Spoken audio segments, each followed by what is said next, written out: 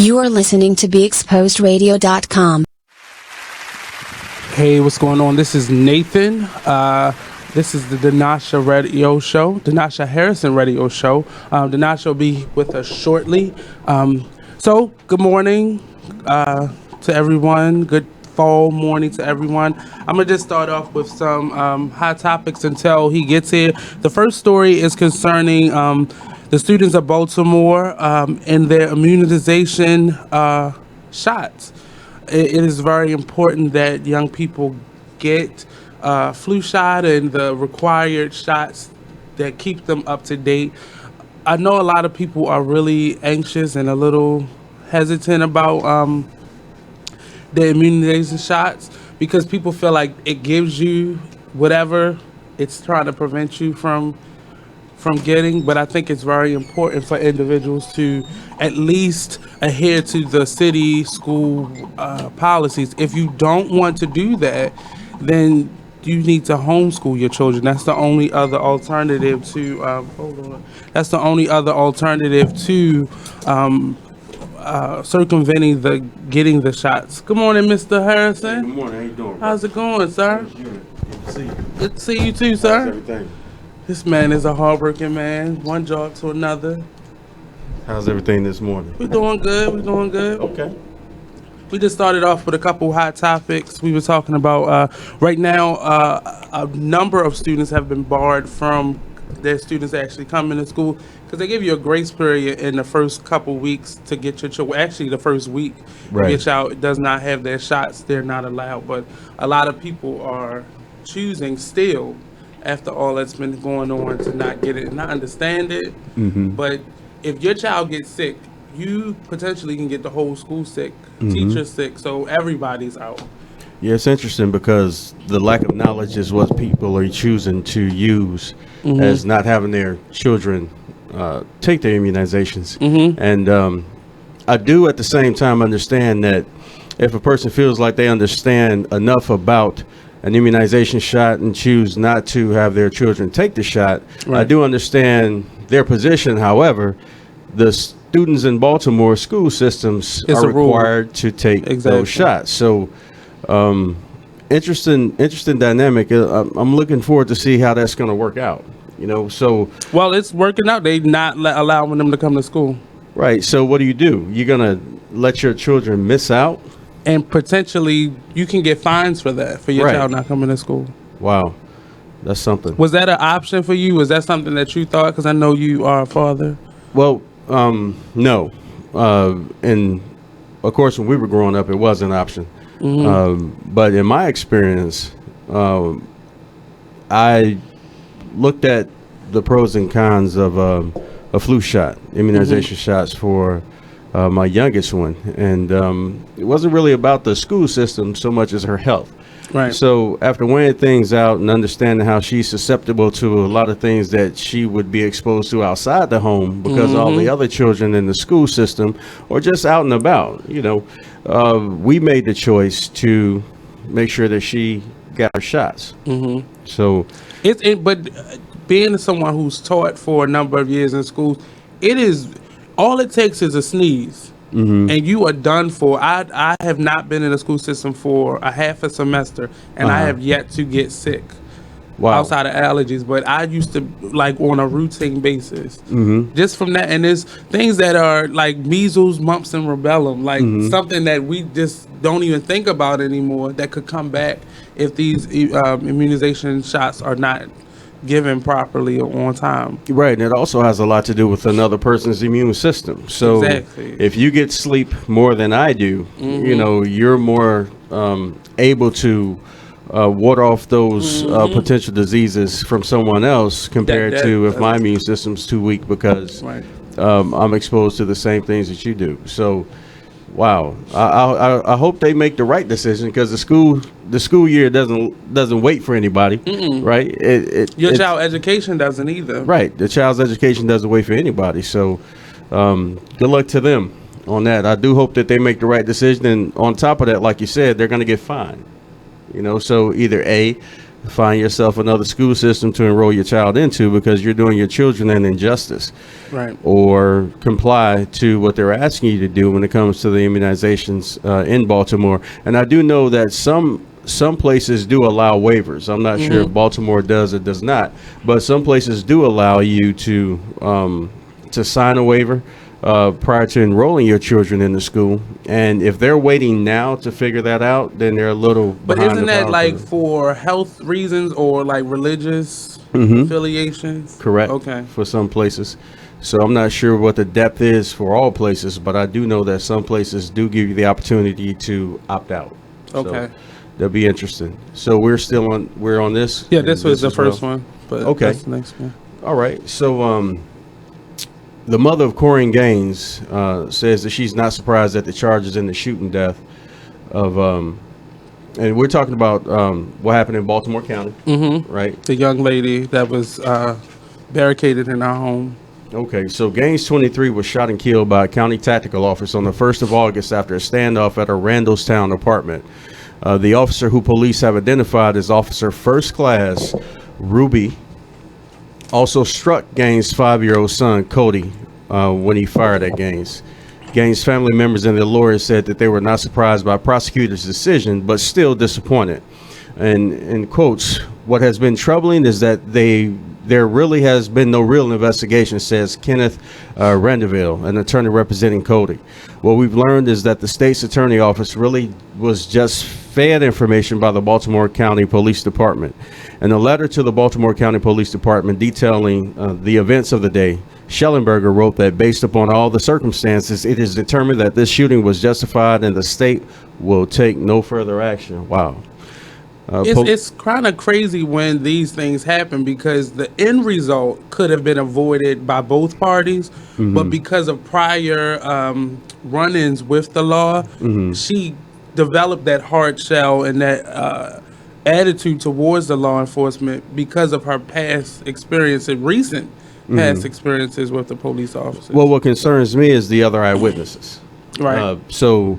When Who are us? We saw it play out. So the other eyewitnesses, not only those who saw it on social media, Right. but the ones who were actually physically there. Right. The times were different. Their accounts were different.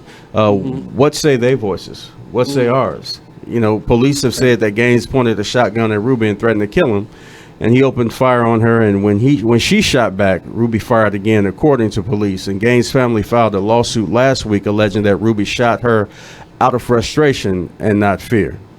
Police officers went to Gaines' apartment the morning of the shooting to serve a warrant on Gaines, stemming from a traffic stop in March. They say they also plan to serve a warrant on her fiance, Kareem Courtney, for an alleged assault on Gaines, though his lawyer says that Courtney did not even live in the apartment. So why they didn't go to his apartment?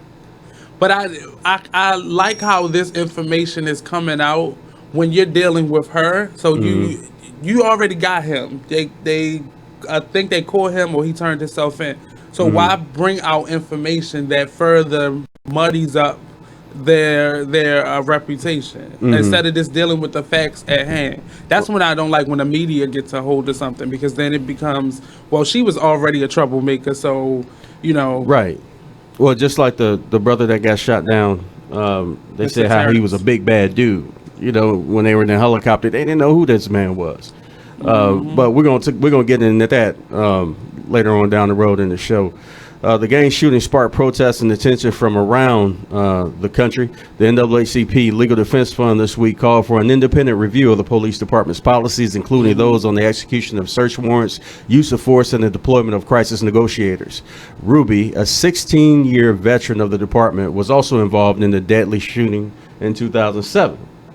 In that case, he was one of two officers who fatally shot a suicidal 24-year-old man, Adam Benjamin Rothstein, in Parkville. And the shooting then was ruled legally justified as well. Now, I know you're not a part of the police department, and I don't like grouping services together, but do you feel some type of compassion for the police department, or is there a separate, being a black man and being someone who is of a service that's service for the country, protecting the country, how do you feel about what this string of shootings are. And we call them shootings because clearly it could have been prevented. Or it could have happened a certain way. There's this thing called the force continuum, where they have certain things that they have to do in order, but they keep going to deadly force first. Well, first of all, I come from a law enforcement background when it comes to my family. My father was a Cook County deputy sheriff's officer. I currently have people serving as Chicago police officers. I have friends and family all over that are involved in law enforcement because they do believe in serving and protecting. My father worked in the corrections field, and some of the things that he did today they call a whistleblower. You know, it wasn't popular when he stood up against the oppression of what was going on in the Cook County jails and what was going on in Joliet Penitentiary, things of that nature. But we do have a law enforcement background, and my heart goes out to all of those who are out there doing the right thing the right way every day. Because for them, not only do they have to deal with our frustrations on this side, but they also have to deal with the corruptness in their own departments, because we have testimonies and evidence about people who have actually stood up against illegal law enforcement. Well, I wouldn't even call it law enforcement, because if it's illegal, it's not law enforcement. It's not. So we've had people try to stand up against the tyranny in these departments, and they've been reprimanded, fired, threatened. So my opinion, when I served, there was something called the force continuum. And I actually will be reading something later on about the force continuum. One of my brothers on my Facebook, he sent out a shout saying how there was so much that we had to do before we applied what we would call deadly force. And we're in the middle of combat. So even if we do get fired up on, there were rules of engagement, as we call it, that we had to deal with. Now, I'm not questioning the difference between a BB gun and a real firearm when it's 6 in the evening and we're going from dawn to dusk, and it's hard to identify that, and you're getting something pointed at you and you go to defend yourself. There's no way that you can know. So that is what I would call an accidental shooting, not a killing.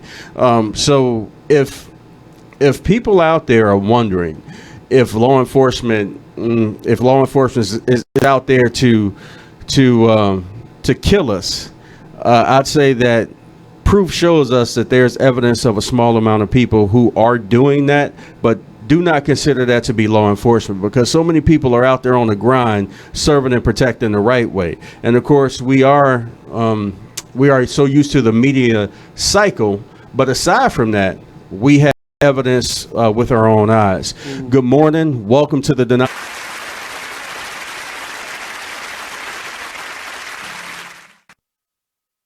You are listening to BeExposedRadio.com, the home of Talk Lately with Monty, every Tuesday at 7 p.m.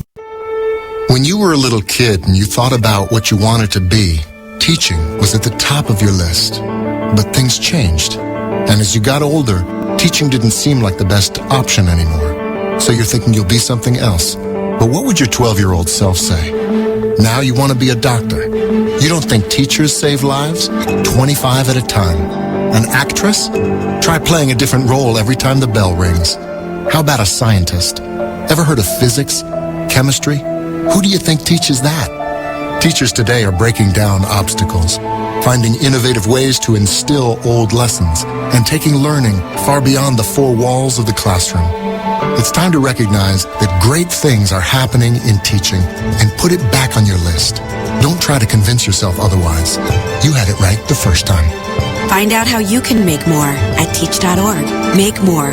Teach. Brought to you by Teach and the Ad Council.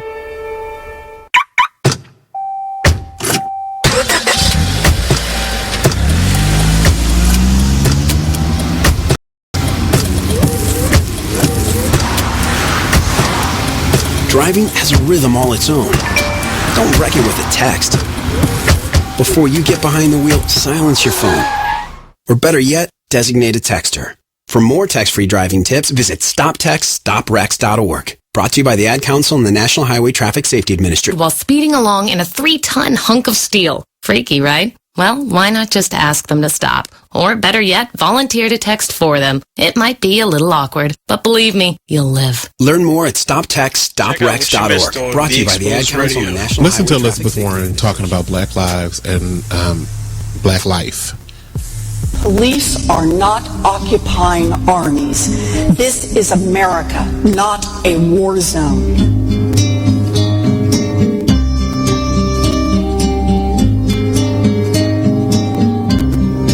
I speak today with full knowledge that I have not personally experienced and can never truly understand the fear, the oppression, and the pain that confronts African Americans every day. Don't you just want to kill yourself? I mean, not from what she was saying, but from the music that was playing in the background.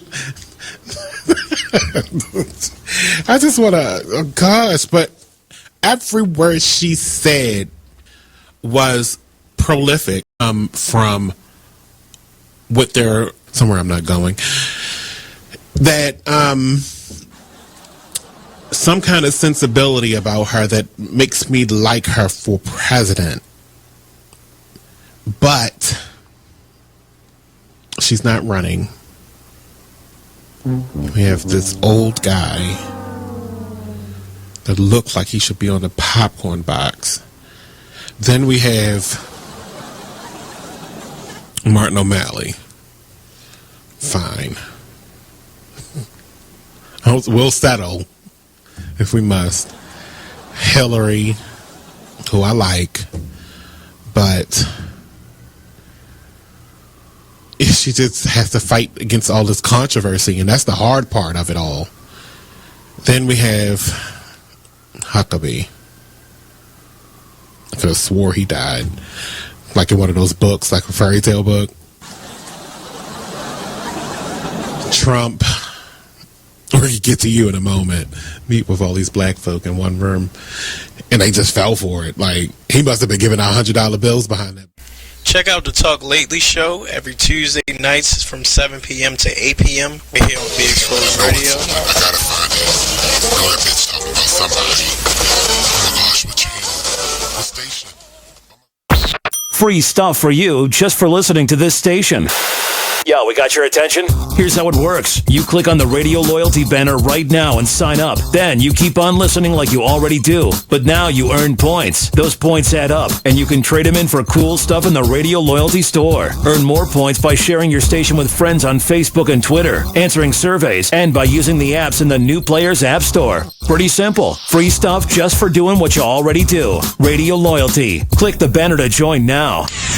We're rewarding you for something you already do, listening to us. It's Radio Loyalty, and it's an easy way for you to get free stuff. All you do is sign up. Go ahead and click the banner now. You'll earn points as you listen. Points you can trade in for great products and services in the Radio Loyalty store. You can earn even more points when you share your favorite station with friends on Facebook and Twitter. Radio Loyalty. It's free to sign up, so click the banner to join now.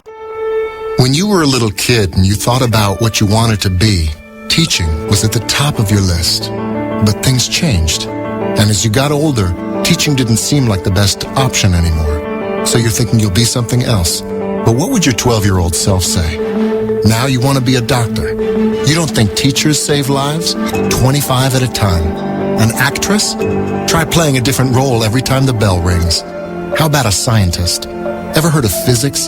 Chemistry? Who do you think teaches that?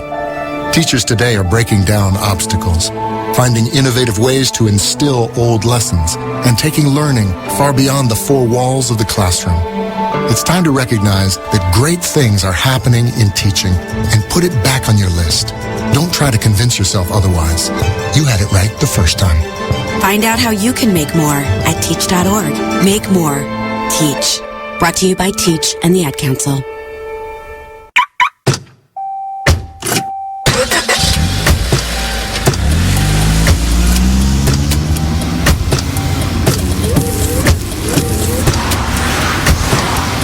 Driving has a rhythm all its own.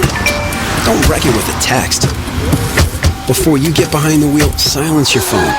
To be at the mercy of someone who thinks a random text is more important than your life. Someone who takes their eyes off the road while speeding along in a 3-ton hunk of steel. Freaky, right? Well, why not just ask them to stop? Or better yet, volunteer to text for them. It might be a little awkward, but believe me, you'll live. Learn more at stoptextstoprex.org. So Brought just to you by type the Ad job Council and website National address Highway here. Traffic Safety Hub. That's it. Then you enter what job you're looking for there. Electrician. This is Peter. Recently, he got help going on the internet for the first time to look for a new job. Okay, then you just hit search and... In the past, Peter's gotten work through people he knew, but he heard there were more jobs online. There we go. These are all for me? Uh-huh. Really? He had no idea just how many. I can't believe it. This one looks good. Peter's thinking the internet might be for him after all. And this is just one website. Wow. Why didn't I do this sooner? See what the internet can help you do at everyoneon.org or call 1-855-387-9166 to find a free training class near you. Brought to you by Connect to Compete and the Ad Council. Hey, what's up, everybody? It's Monty from Talk Lately. I want y'all to sit back and listen to this flashback. We be tripping. I mean, really, but I mean, he might have. I got him maybe jacking her up. The kids said he did it. But this is Floyd Mayweather punching her head repeatedly, and like she doesn't have like brain damage. No, she didn't have brain damage. I don't think he was hitting her like that. Or he probably was like, say something else. Say something else. That he probably wasn't like tagging her. Right. He probably was just like, and the kids was like, Daddy, Daddy, Daddy. Why do they have the accent? Why? Why do his kids have that accent? I just pictured them looking like African. Oh. I didn't want to have to admit that. I don't know what they're going to do about my mouth, but just check out the show every Tuesday at 7 p.m. It's more of the same right here on BeExposedRadio.com. You are listening to BeExposedRadio.com. Are you thinking about getting your GED diploma? Well, here at the GED Pep Talk Center, we've got a number of pep talks that can motivate you. Sometimes things don't always turn out the way you want them to. You know that feeling?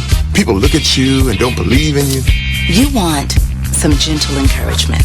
Then you're on your way to your GED diploma and a better life. But I know they're probably just a little bit nervous. You can find it in yourself to take that first step. You can improve your future. You can do this. I know you can. You need to start pushing yourself. Now get your game face on and take the first step towards a better life. Hurry up. Don't make me repeat myself. Whatever level of motivation you need to get your GED diploma, we've got a pep talk that's right for you. Call 1-877-38-YOUR-GED or visit yourged.org for your pep talk and find free GED classes in your area. GED is a registered trademark of the American Council on Education, brought to you by Dollar General Literacy Foundation and the Ad Council. When you were a little kid... You are listening to BeExposedRadio.com. Good morning and welcome back to the Denasha Harrison Show here on Be Exposed Radio. Thank you for joining me this morning. We're talking about the shootings that are going on around here. We're going to be talking about a lot of organic things today. And I'm going to talk to you about my new times that I'll be coming on the air. So we'll talk more about that in the last segment of the show. But me and Nate and Phil, we're in the studio this morning. And we're talking about all the things that are going on around the world. Before we went to break, we talked about Force Continuum. Mm-hmm. So there was a question about what does that look like and how we dealt with it. I know when I was in the Marine Corps, we had rules of engagement. And even if we were being fired up on, there were certain steps that we had to take before we defended ourselves and others around us. So it looks different in a lot of ways, but the bottom line is that you do have an expectation to attempt to de-escalate a situation, and then there is an escalation of force that you are authorized to use. And I'm talking law enforcement, whether it's law enforcement or military, because those two do look different. When you're in a theater of operations, if you're in a war zone, our streets are not war zones, and our streets should not be treated as war zones. Now, we got a lot going on in our streets, and we can understand that. We do understand that, and we thank law enforcement and we thank communities for standing up against the things that are going on in their neighborhoods in the negative. But when you have a man broke down on the street, when you have someone in who was there asking for help, right, asking for help, you got someone in your home, you have a caregiver that's actually complying with his hands out and he's laying down and he's still getting shot, then this is not law enforcement. No. This is brutality. This is not police brutality. This is brutality.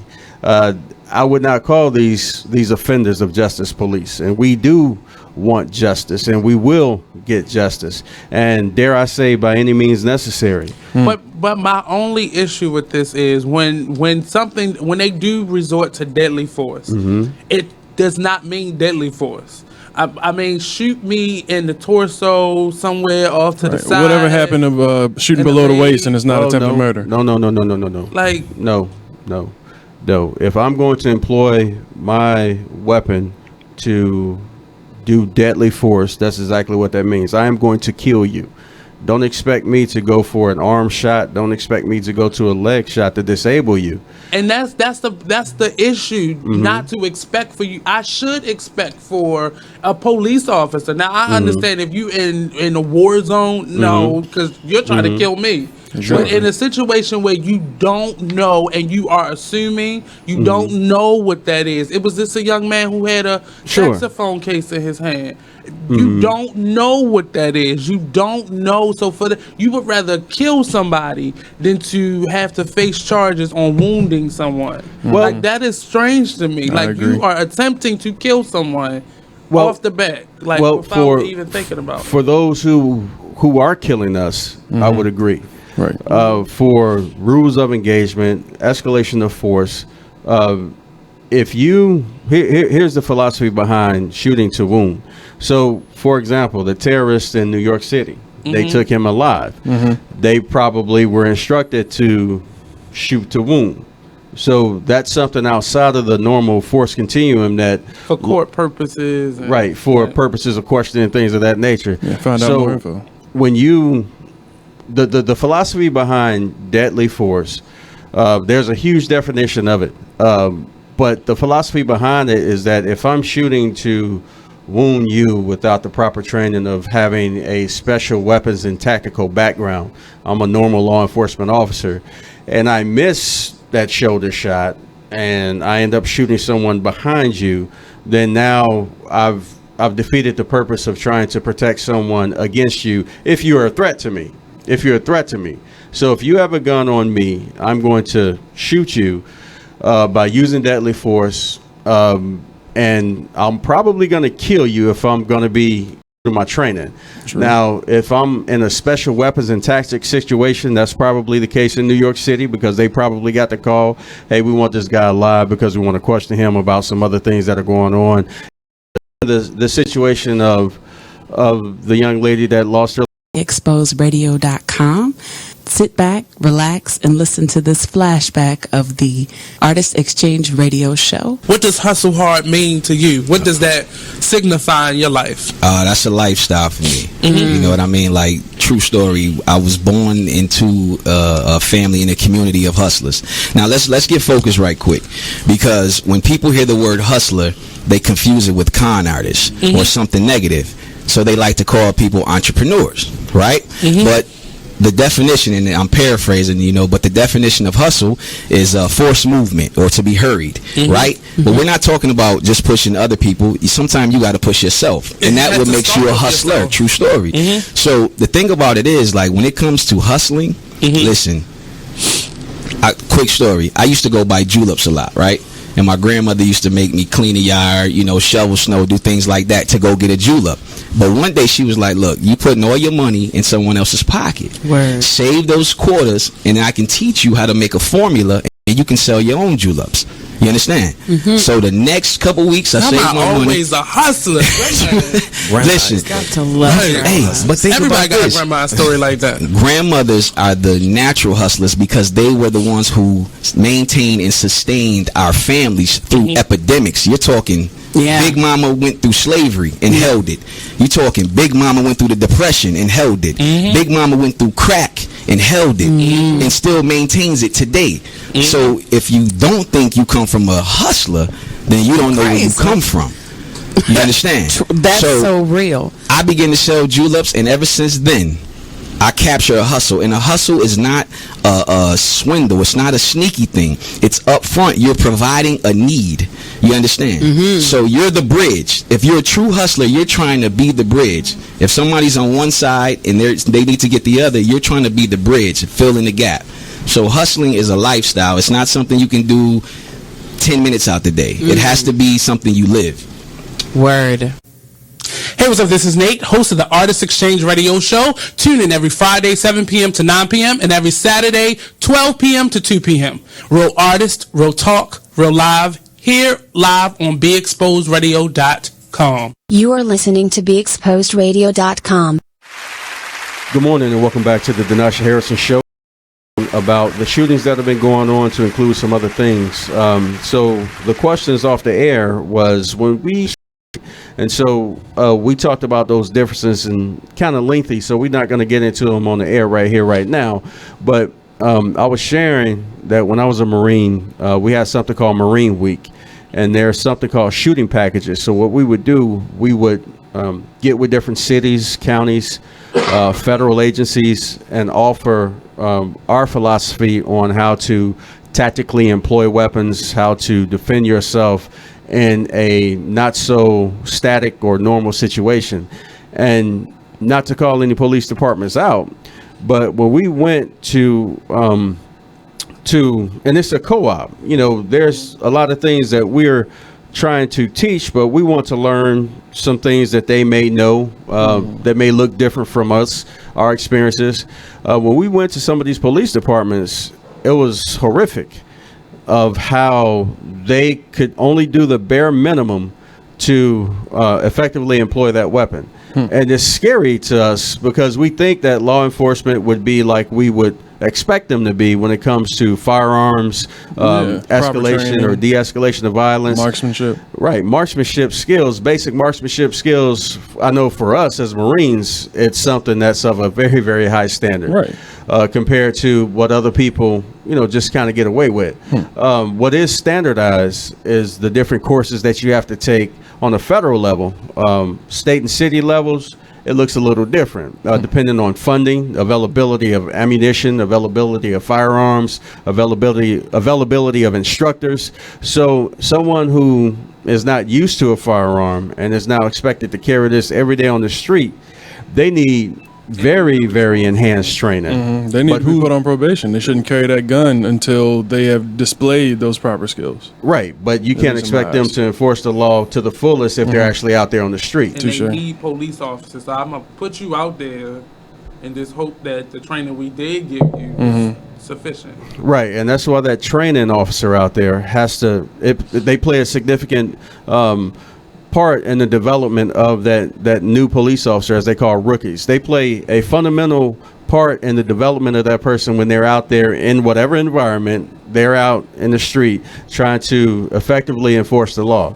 Now, it costs money for ammunition, instructors, range time, weapons, tactics, like that tactical instruction that the Marine Corps gave to these organizations. It wasn't free, you know, to them. It cost them for us to come out and instruct and train. So looking deeper, where does the funding come from? Where can the funding come from? And it comes from, once again, us electing those that have our best interest in mind to make sure that we affect change in a positive way out there on the street, and to make sure that things are transparent. We're still waiting on video about the shooting of the shooting in North Carolina. We're still waiting on the video. Right, and I heard about that the other day too. Fraternal Order of Police was able to look at the video and come out on the media and make their determination, but we understand that what unions are supposed to be for, and we understand how unions can twist and turn things to protect that person, whether they are doing good or whether they're doing bad. I'm pro-union when it comes to workers getting a fair shake when it comes to the organizations that they are a part of. But wrong is wrong. Exactly.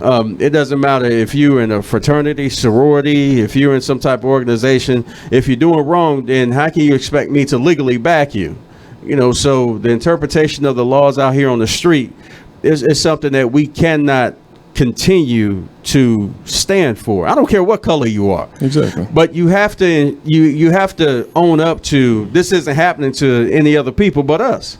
It's happening to us. And okay, yes, it was a black police officer that shot that individual in North Carolina, that brother in North Carolina. However, it's the organization that you have to look at, the rules of engagement. How do you protect someone that you can plainly see is doing wrong? And this is a burden on the ones that are out there doing good, the ones that are out there in enforcing the laws and that give a damn about the community, that care about going to work and doing the right thing. Now, I will say that a lot of people who go out there to do the right thing, they don't come home the next day. They don't come home that night. And that's the type of job that they're in. That's what they chose. Nobody chooses to die when they go to work. And we do understand and recognize the difficulties, at least I do understand and recognize, and these brothers in the studio can appreciate justice, law enforcement, people out there doing the right thing. And we're all frustrated when it comes to people getting gunned down because they've done the right thing. Exactly. You know, it just doesn't make any damn sense, and it needs to change. And if you're listening, or if you know somebody that is fed up, then what are you prepared to do beyond that? Are you prepared to find out what's going on in your community to affect change? It's not just a tagline. It's not just a word. There has to be action behind it. There has to be action behind it, because if it doesn't change, then it's going to cost us more as a society than it's going to give us. We're going to have to put out more than we can take. And we are a fragile society as it is. Absolutely. When it comes to race relations, when it comes to segregation, lack of success with the integration. There's major colleges right now that are pulling apart, that are racially, racially, as far as where people learn in these institutions, where people sleep in these institutions. And who's saying, yes, this is what we should do, no, this is not what we should do, according to people caring beyond being reactive. Right. According to people caring beyond being just frustrated and posting something that may look cool on Facebook. It has to go beyond that. So it is a shame. It needs to be fixed. If you hear me and you're not registered to vote, shame on you. If you hear me and you don't know who your legislators are, shame on you. This is what this show is about, Truth Radio. And we're tired. And for those who are standing on the side of right, we appreciate that. We really do. We appreciate that. So getting into other news. Brock Turner has registered as a sex offender. We like to call him out because we want you to know who's in your community, who's around the corner from the bus stops, from the stores, from your house, from your neighbors. And it's not to judge. Hey, you did the crime, so you did your time. But guess what? If you're in the community and you're a sex offender and you're registered, then the people have a right to know. Brock Turner has registered as a sex offender, part of his punishment for sexual assault. TMZ has obtained the registration filed in Greene County, Ohio, near his parents' home in Bellbrook. Turner does not list any schools or jobs under the other known addresses tab, and he'll be required to add the info if he goes to school or if he gets a job, and as it should be. Now, who is Brock Turner? Brock Turner, he's a sex offender. Well, the young man who raped a young lady behind the dumpster. That's him? Mm-hmm. Okay, that's the only thing that happened to him? The only thing that I can say about the sex offender list, and I've worked with quite a few young men or men in general that and ladies that are on that sex offender list, it isn't always a crime per se. Outside of it, they did break a law, and most times there are a lot of prostitutes and people who sleep with prostitutes on that list. And I don't want to say what they do is illegal, but it's more a moral issue, a more ethics issue of the community. But situations like this is what I would want to see. I don't care if you hard on, hard on, that you need to do what you got to do, or that does this type of stuff right here is what I want to see on that sex offender list. A young man like Brock. Now, I believe in redeeming qualities in people, but this was obviously and blatantly mistrust and the breaking of a law. Exactly. So that's what I would want to see. But they're trying to create some type of reform where as though you're on it for a certain period of time or certain offenses aren't put on there. Because there are a lot of people who are on there who have been proven innocent. Right, but and they're still on it there? because you're on the registry for life. And how much time did he get? Wow. 3 months? Yeah, they're trying to send him home 3 early months. though. Yeah. Well, no, he's already out. Oh yeah. Well, He was supposed to serve like a 9-month sentence or something like that, and then he only served 3, and they said it was for good behavior.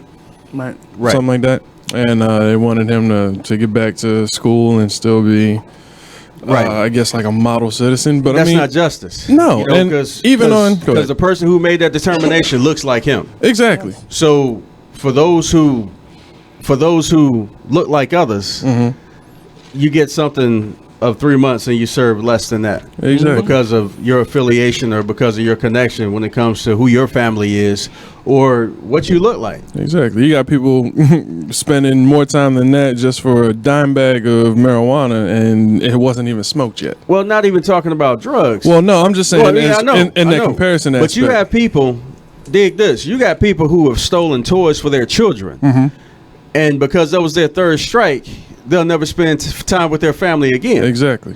Yeah. Because of the 3 strikes law. This person robbed somebody of their dignity, their sense of security, their sense of trust. Absolutely. And now he's roaming the streets free. I'm surprised that her and her parents haven't caused an uprising trying to get this man back in there or even punish him harder. I mean, I don't know exactly what's going on in that back end, but the fact that I haven't heard anything disturbs me. And well, it's sex offender issues normally is an embarrassment issue. If somebody violates that type of space from you, you don't want to make it public because it's too late for that. Well, speaking on the terms of the victim of it, it is embarrassing. So you don't want to make an issue out of it, But I tell you what, if that victim had the funds and the community behind them to support them about this atrocity, it would be a different look. Too sure. Right? It would be a different look. Media would be on board. The community would be on board. Right. They wouldn't let this rest. But the fact that it was who it was. Right. Okay, we're not hearing that side of the story. Exactly. You're listening to the Denasha Harrison Show on Be Exposed Radio. I have Phil Jackson and Nate in the studio with me this morning, and we'll be back right after these messages. Don't go away.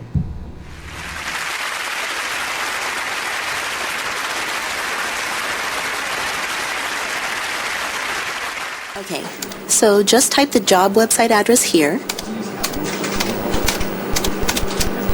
That's it. Then you enter what job you're looking for there. Electrician. This is Peter. Recently, he got help going on the internet for the first time to look for a new job. Okay, then you just hit search and...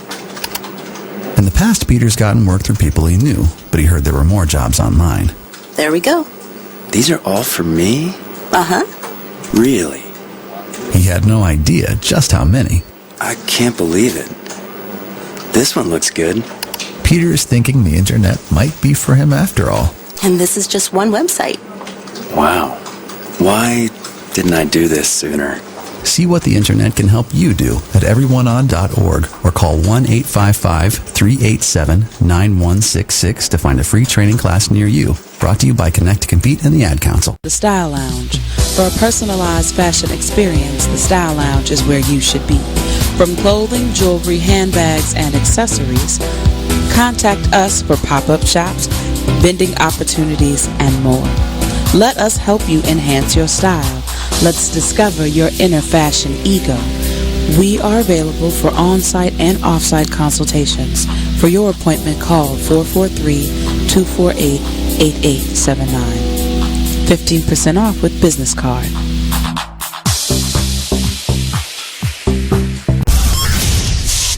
You're listening to BeExposedRadio.com. Talk dirty to me. I love it. It's awesome. It's all mine. Gets me going every day.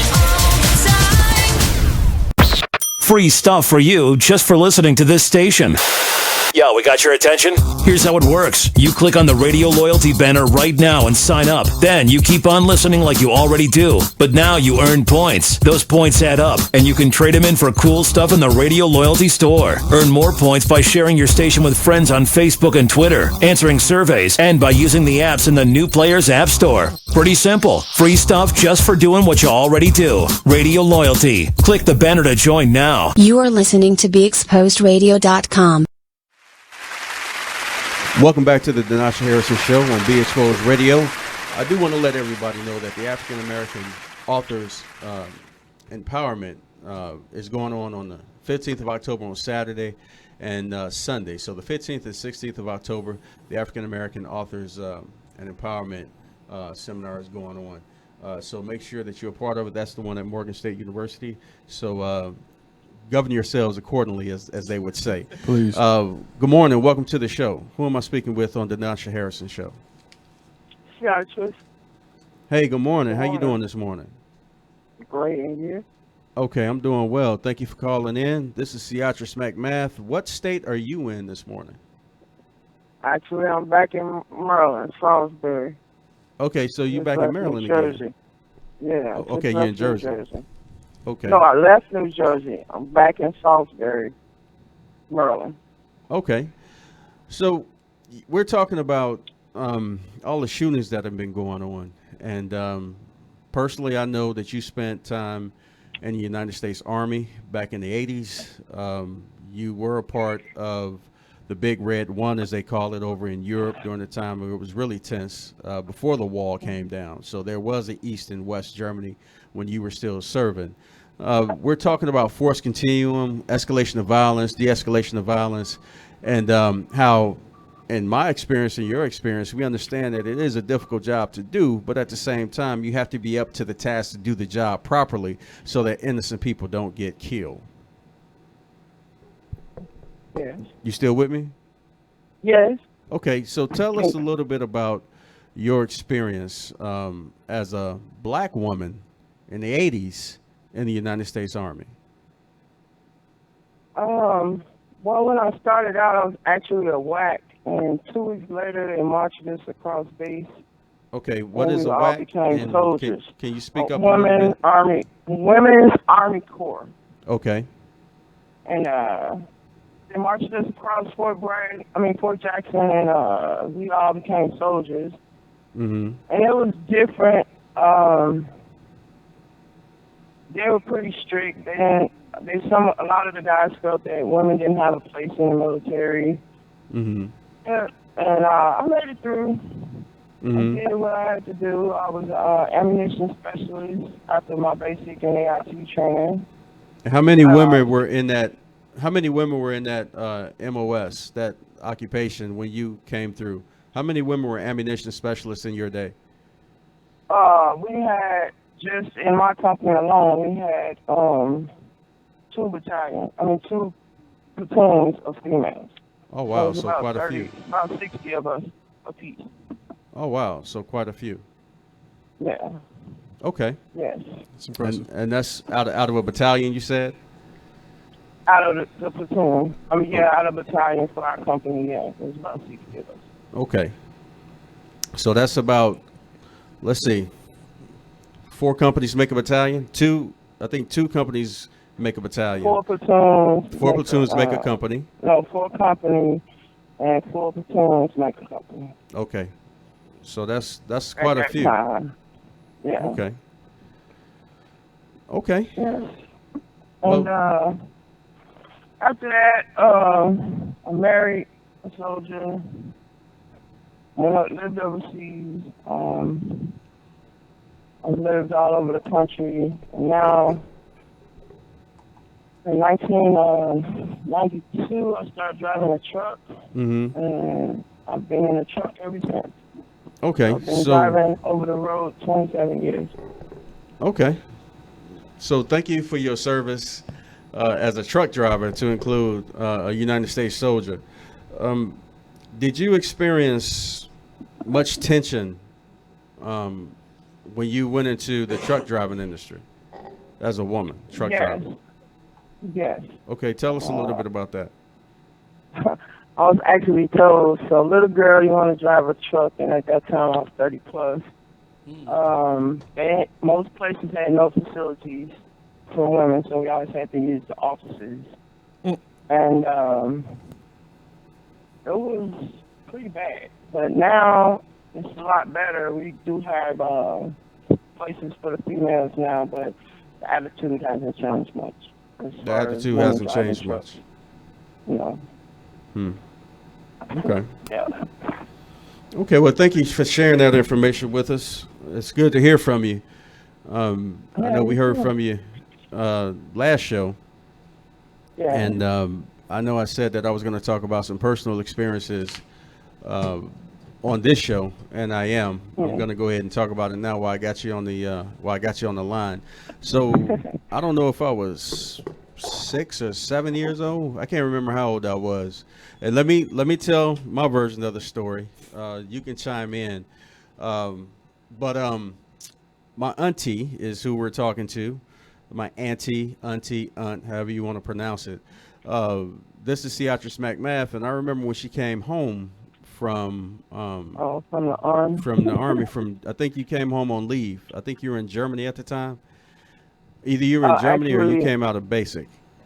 I was coming out of basic training. Okay, so she was coming out of basic training, and she came home, and she was going to take her little nephew, me, downtown to hang out and show me around. And as I said before, this is my second mother on the line, so I was really happy to see her coming back.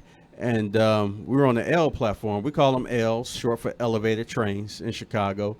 And we were at the train stop on Cicero and Lake.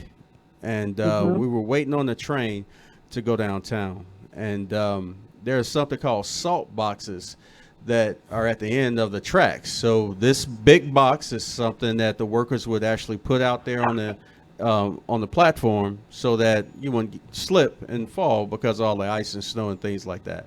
So we're standing on the platform, and this man jumps out of the salt box, jumps up out of the salt box. Absolutely. And he punches this little kid, which was me at the time, punches me square in the face. And the other train coming in the other direction, it was coming. So right on time, as both trains were coming, he jumps out the salt box, assaults me, a kid, and then jumps on the train going in the other direction. And so my auntie looked at me with such coolness and such focus, and she looked me straight in the eye so that I would understand what she was about to tell me. She says, "Stand right here. Don't go anywhere until I get back. You stand right here." I said, "Okay." So back then, the L trains, the doors used to fold. So it used to be like those folding double doors, not the sliding doors. And so as the door was folding closed, my aunt put her arm in the door to stop them from closing. And when you do that, it opens back up. So she ended up catching the door before it closed. And as the train was pulling off, I can see her on top of this guy. And all I saw was arms going back and forth. She was beating the guy down as the train was going away in the distance. So I'm standing there. I'm like, okay. So I'm thinking, with the climate in Chicago, although I'm as young as I am, I'm thinking, okay, if somebody, like on a train catches my aunt, if a cop catches my aunt or something like that, I'm going to be out here standing, just waiting. Should I go home? Should I stay or whatnot? So I ended up standing there. And you know what? When we come back from this break, I'll tell you how the story ends on the Denasha Harrison Show. All right.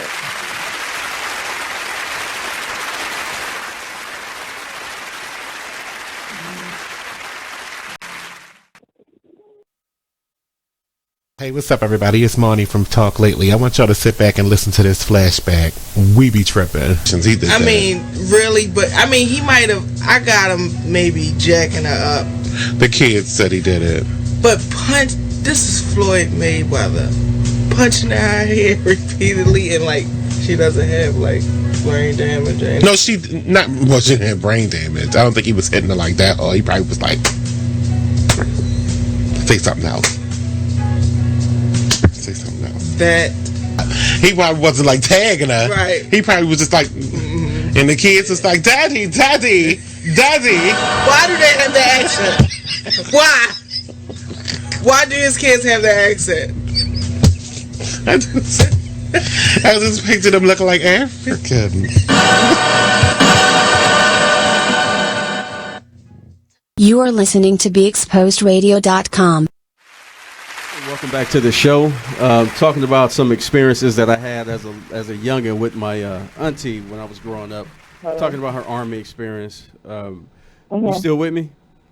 Yes, I am. Okay, so I'm in the part of the story to where you jumped on the train, caught the door as they were folding closed. I remember you put your arm in the door, not your hand, but your whole arm in the door, and it opened back up. And as the train slowly pulled off, I can see you on top of this guy, just welling away at his face. I saw him go down. I think you did a nice leg sweep on him, and then you start welling away at this guy as the train pulled off. And I'm thinking, I hope my auntie comes back and that some transit cop doesn't like pick my aunt up. We didn't have transit cops at the time, but the Chicago police officers, they just used to ride the trains back and forth. And I think the trains might have had a 5-minute delay in between. So as the first train came back in our direction, I'm like, man, I wonder if my aunt's on that train. Should I continue to stand here? Because, for an 8-year-old to cross Cicero and Lake, that's a huge feat. So I said, okay, I'm going to stand here like she told me to. The second train came. I think it was either the second or third train. But when the train came back, my aunt, I think it was the second train, my aunt's fingernails had flesh in them. Not skin, but flesh. And her hands were bloody. Her knuckles were bloody from beating this dude down. So not only then, but I've always appreciated my aunt, but especially at that time. Because I was confused. I'm like, why would somebody punch an 8-year-old? Right? Why would somebody punch a child? And do you remember that day? Yeah. But the train wound up stopping halfway the platform. And the other train stopped too. So I just went through the doors and came back to get you. And he was just left laying on the train. When you were beating the man on the train actually stopped. Yeah, halfway the platform. You probably couldn't see it because you was a shorty and you didn't nowhere near how the height you have now. Okay. Yeah. But I mean, I think it was my natural paternal instincts that kicked in, and then I would do that for anyone that's in duress.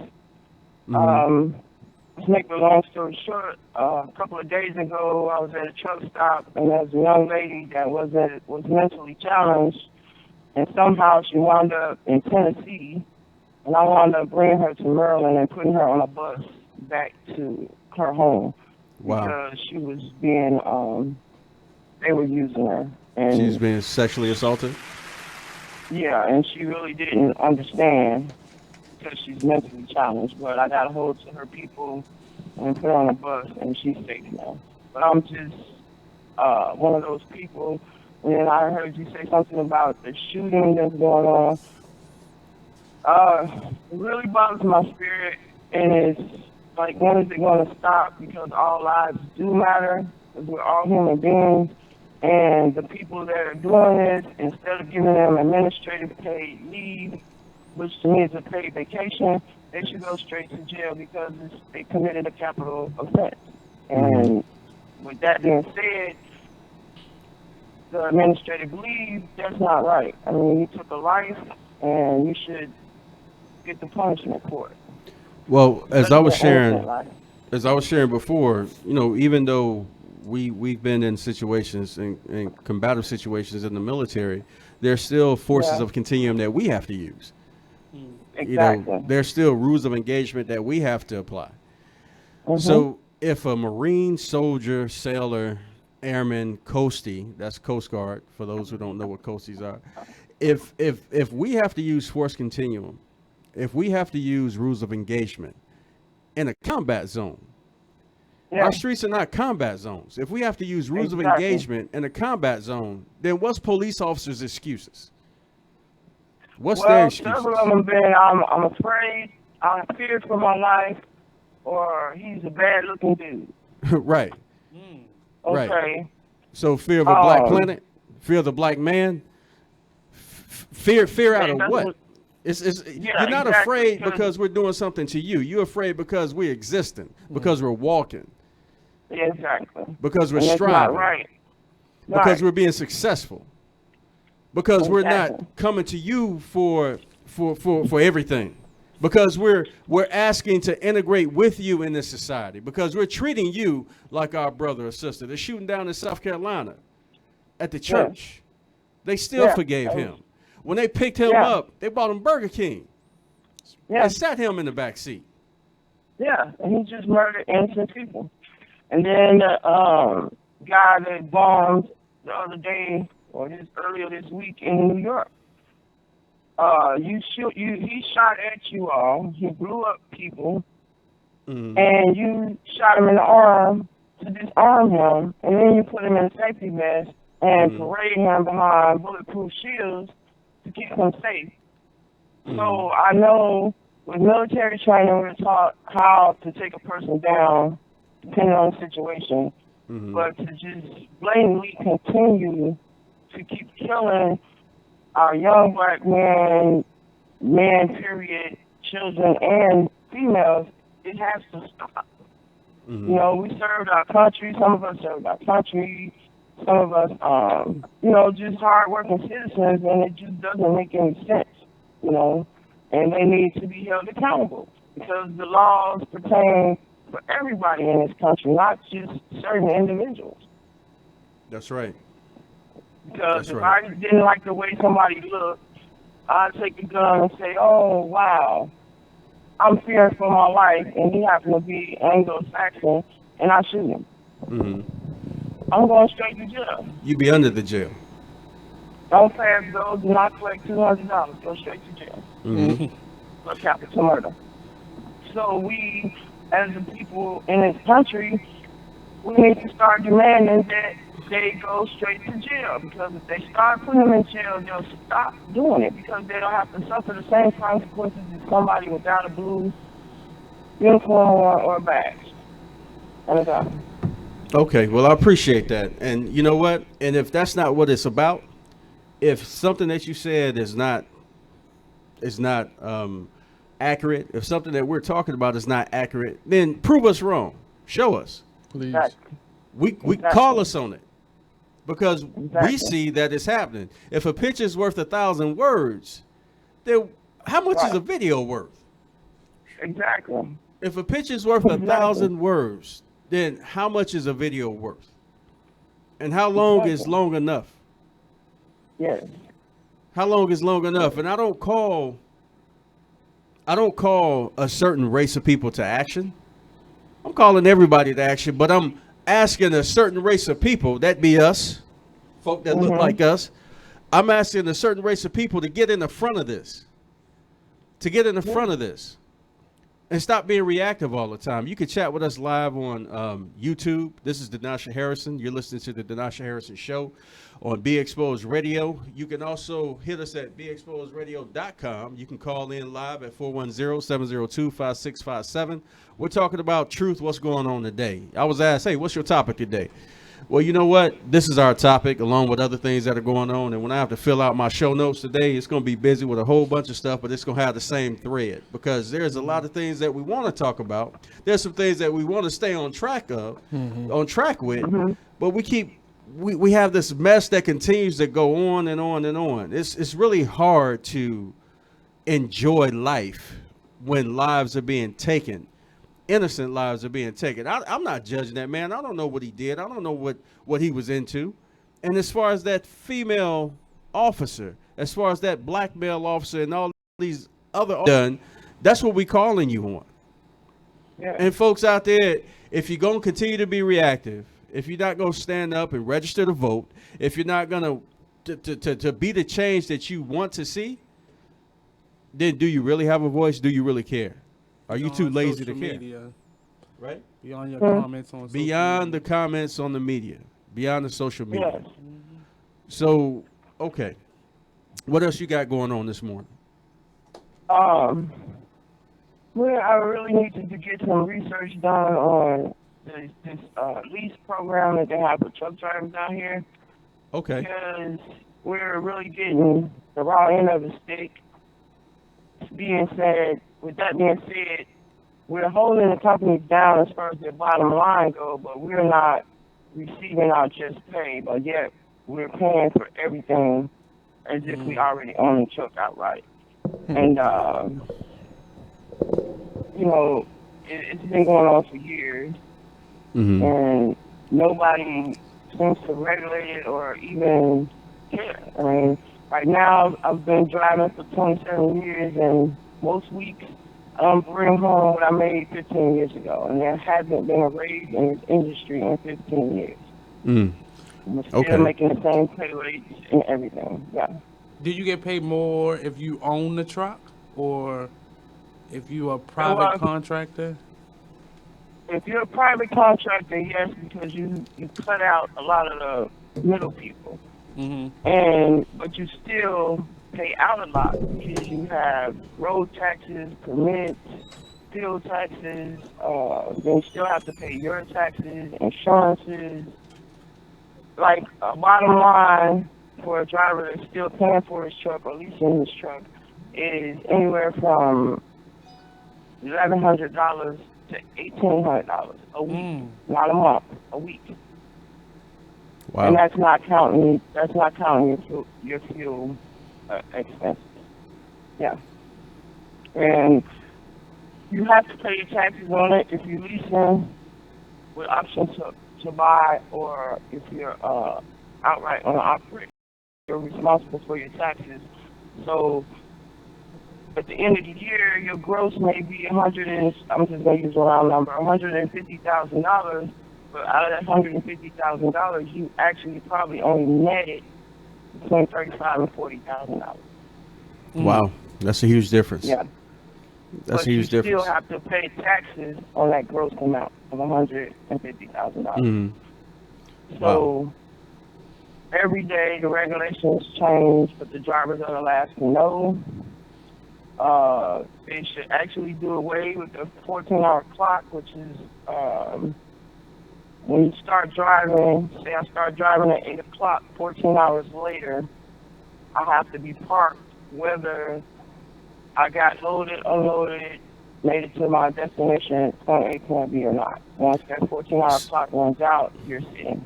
So this is why you see so many trucks around the country around the same time every day parked, because the 14-hour clock ran out. Not because we're tired, fatigued, the clock ran out. And so they figured out how to get an over-the-road truck driver to punch his own clock. And it's costing a lot of money, and there's no place to park, especially east of the Mississippi. The parking for trucks is outrageous. Well, you know what? Go ahead. Like last night, I had to park near Jersey City, Jersey. 22 parking spots. It costs $12 a piece to park in those spots. Damn. Wow. Yeah. You know what? That's an interesting topic because, as you know, they're going from manual logs to digital logs. They've already cut the hours on, how long you can operate, as you just said. And it's to the benefits of Department of Transportations for different states to include the companies that you are working for, but the truckers are getting the short end of the stick, so to say, so to speak, as you said earlier. And also, a lot of people who are not U.S. citizens are doing those routes as well, who don't mind taking those pay cuts. No, they don't they actually don't take pay cuts. They're the ones, the majority of them either have one truck to a whole fleet of trucks. And they go into places like Select Leasing, just to name a couple of places if I can do that. And they buy 5, 6, 7, 10, 20 trucks at one time, buy their trailers. And it's like, where are you guys getting this money from? We working every day, and we can't walk into a dealership and buy a truck outright. Because you keep capping our pay. I got you. And they get the best of the phrase. Like, almost everywhere I go now, everybody's speaking a different language. They don't speak English. But yet, we're still in America. Yeah. Okay. Well, that's a show. I believe that's a wonderful topic that we can really sink our teeth into. But I do appreciate you calling, and I do appreciate you listening, and I ask that you continue to listen. And we're going to go ahead on and let you get back to what you're doing. And we're going to get back to the facts that's going on around us, not only in Baltimore, but around the United States. So I do appreciate the call. Thank you for letting me share my story, one of my stories out of many about our relationship. So I love you, and be safe. All right, I love you too. And thank you for having me. And I will definitely continue, and I've been sharing your information, so you should be getting some other callers and listeners. Okay. All right. Thank you. All right. We'll be right back.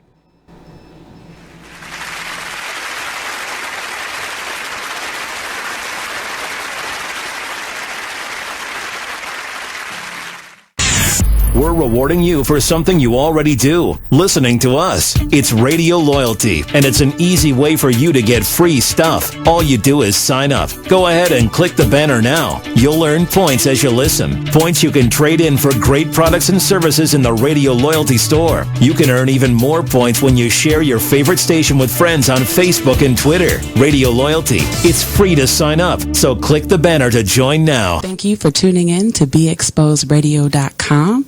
Sit back, relax, and listen to this flashback of the Artist Exchange Radio Show. What does hustle hard mean to you? What does that signify in your life? That's a lifestyle for me. You know what I mean? Like, true story. I was born into a family and a community of hustlers.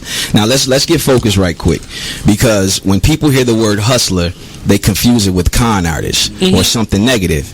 So they like to call people entrepreneurs, right? But the definition, and I'm paraphrasing, but the definition of hustle is forced movement or to be hurried, right? But we're not talking about just pushing other people. Sometimes you got to push yourself, and that what makes you a hustler. True story. So the thing about it is, like, when it comes to hustling, listen, quick story. I used to go buy juleps a lot, right?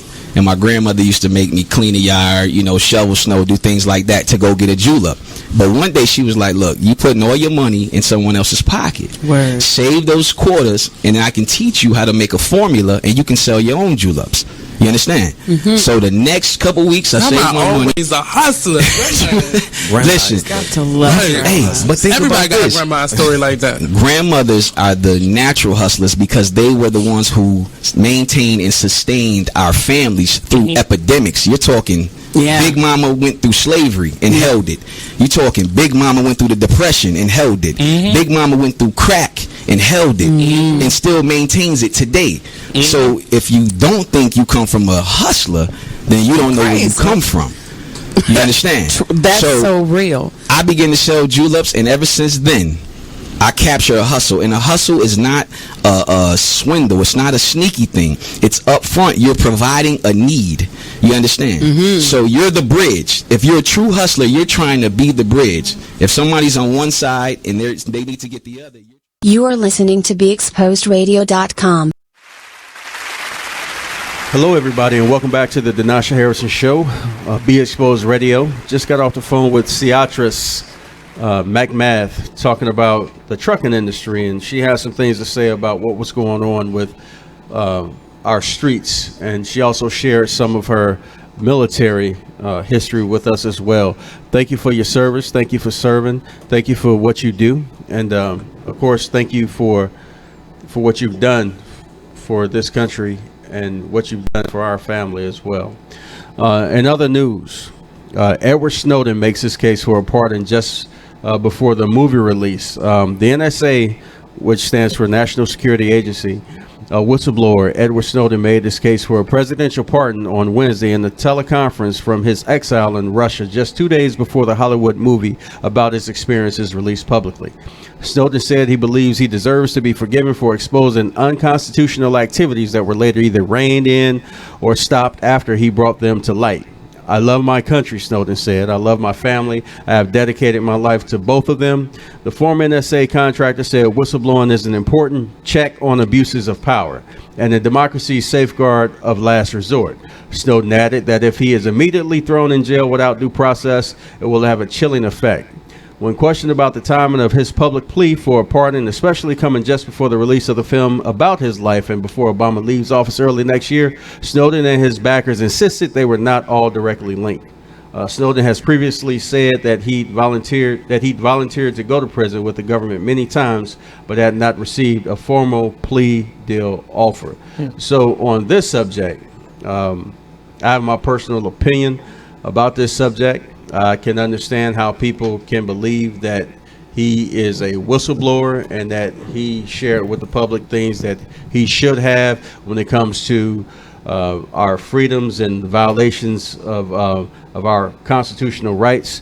I believe that what he's considering to be unconstitutional activities as far as the metadata that he exposed is incorrect, because he signed a non-disclosure agreement with not only Booz Allen Hamilton to work for NSA, formerly working for the CIA. He signed a non-disclosure agreement, and in that non-disclosure agreement it's very specific about what you can or cannot share. Now, if you believe that there's something illegal going on with what you're doing, what you're a part of, there's other ways to do it besides putting it out there on WikiLeaks, because you don't have all connections. That's two different people, though. Well, wasn't that two different people? Negative. That wasn't him. No, he shared with WikiLeaks. Okay. There was a. I thought it was two different people. There was an individual in the Army as well that shared with WikiLeaks. But you don't have all the pieces to the puzzle. I don't care what agency you work for. I don't care what you do for an agency. You don't have all the pieces to the puzzle. And what do I mean by this? When I say you don't have all the pieces to the puzzle, even though you have something going on that may be illegal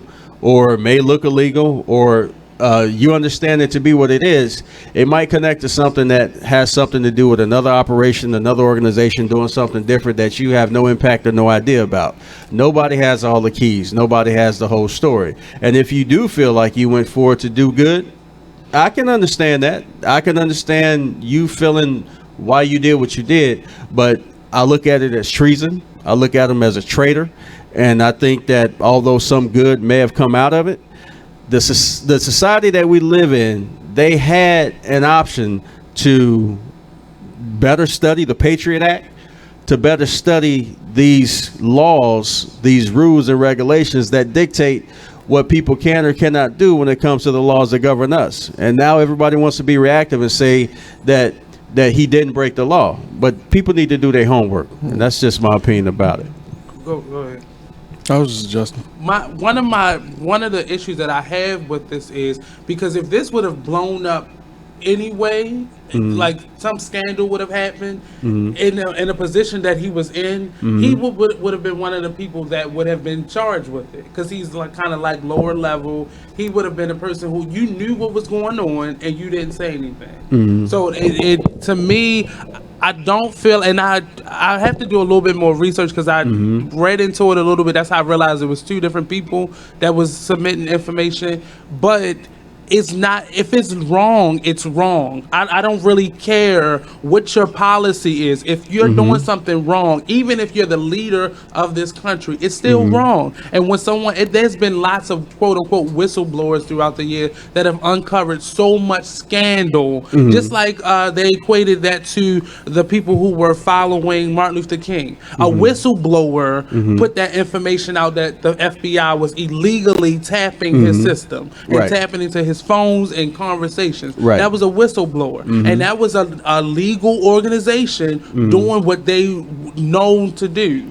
So in that case, I don't feel like he's a treason, because I don't believe he should have put it out to the world, because then that leaves us vulnerable, like he's in another country right now. That leaves us vulnerable. I'm not saying he would do anything, because we don't know, but putting it out to the world was a problem. But we are the world. We're the epicenter of the rest of the world. So who would he say it to that wouldn't, and then he'd end up missing at some point? Well, there's ways to do things. So if you sign a non-disclosure agreement with the organization that you work with, you sign a non-disclosure agreement, it has rules and regulations in there on how you can conduct yourself to put out information that you feel the public should know about. He knows that. He knew that. A lot of people know that. But for those who don't, we feel like it's about a category of right and wrong. But who's protecting him? Just like this order of police protection, there are people who are now considered whistleblowers, but they're if they don't say it publicly, they're gonna disappear. Well, and that's this country. Okay, we'll be right back. The Nasha Harrison Radio Show, Be Exposed Radio. We're going to talk more about this topic about people disappearing. Don't go away. We'll be right back.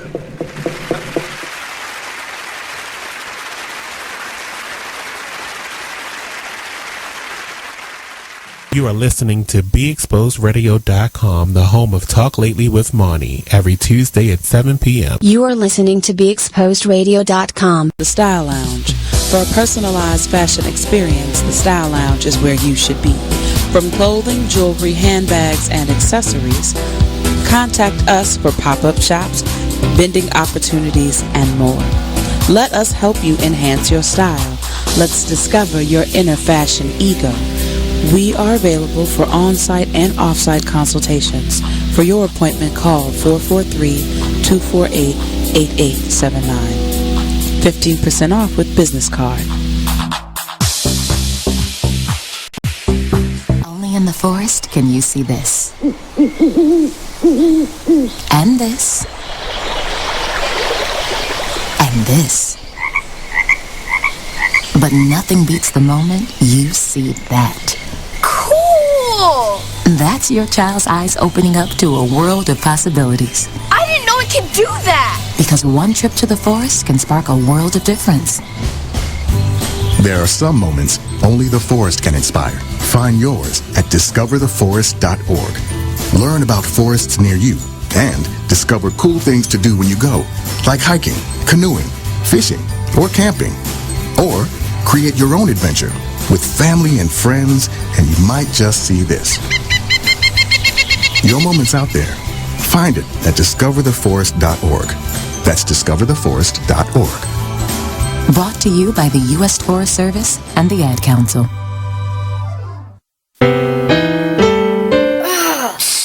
Steven. Who said that? Me, down here. What are you, a yellow booger? I'm a banana slug, Steven. Well, what are you doing in my room? I'm your sense of adventure. Don't you remember me? Don't you know that we miss you? Miss me? Who misses me? You know, all your friends in the forest. The trees, the pond, that little fort that you made out of branches. We all miss you. Mom took me to the forest last year. I'm a slug, Steven. It took me a long time to get here. Oh, I guess that makes sense. The forest is not that far away. Have an adventure today. I'm sure your mom would take you. You're right. I should get out. I want to have fun. Play in puddles, catch frogs, and climb trees. Hey, Mom! Yeah, hon? Steven, what is that in your hand? It's my sense of adventure, Mom. It's telling me we need to get out of the house and have some fun in nature today. Come to the forest where the more adventurous you lives. Check out discovertheforest.org for cool places nearby. Because they had nothing else to do. So it was like, imagine that your late husband was actually your father. I can't imagine that because that's disgusting. Very much so. And then I would have to clean my basement because that's where my actual father resides right now.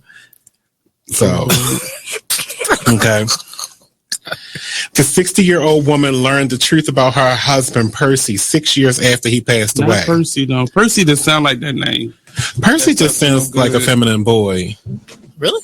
Yeah. But nobody told you don't think at it? No point. Sound Like Percy. Look at Percy over there with his purse. Oh, his name Percy always switching. And you just keep laughing at him. That's a joke. What do you call it? What's the gay boy's name? Percy. Percy. What are you doing, Percy? I don't even know what to say about this one. And I'm the one that said it. Oh my gosh, we're here every Tuesday at 7 p.m. The conversations can get deep. They can get out of this world. But we do them. BeExposedRadio.com. Talk Lately, the radio show. You are listening to BeExposedRadio.com, the home of Talk Lately with Monty, every Tuesday at 7 p.m. Okay, so just type the job website address here. That's it. Then you enter what job you're looking for there. Electrician. This is Peter. Recently, he got help going on the internet for the first time to look for a new job. Okay, then you just hit search and... In the past, Peter's gotten work through people he knew, but he heard there were more jobs online. There we go. These are all for me? Uh-huh. Really? He had no idea just how many. I can't believe it. This one looks good. Peter is thinking the internet might be for him after all. And this is just one website. Wow. Why didn't I do this sooner? See what the internet can help you do at everyoneon.org or call 1-855-387-9166 to find a free training class near you. Brought to you by Connect to Compete and the Ad Council. You are listening to BeExposedRadio.com. Welcome back to the Denasha Harrison Show. We're talking about the Snowden situation, about what we think about his actions. I stand where I stand as far as what I think because of my experiences that unfortunately I can't share. But and I do understand if this is an argument, but it's a discussion. Right. I do understand how we want to be involved in the things that concern us as a society. It's fair.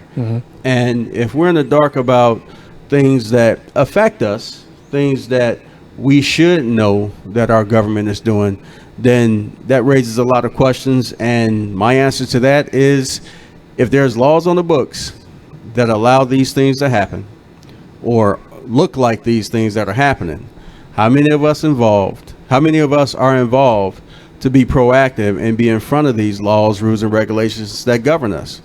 Because to be reactive is to be too late. To be reactive is to be behind the power curve. If we're really concerned about metadata, if we're really concerned about how our government is doing based on what we've allowed for so long, if we're really concerned about it, then why aren't we out front? That's just how I look at it. You know, when 9/11 happened, we had legislators out there saying, hey, do what it is that you need to do to protect us.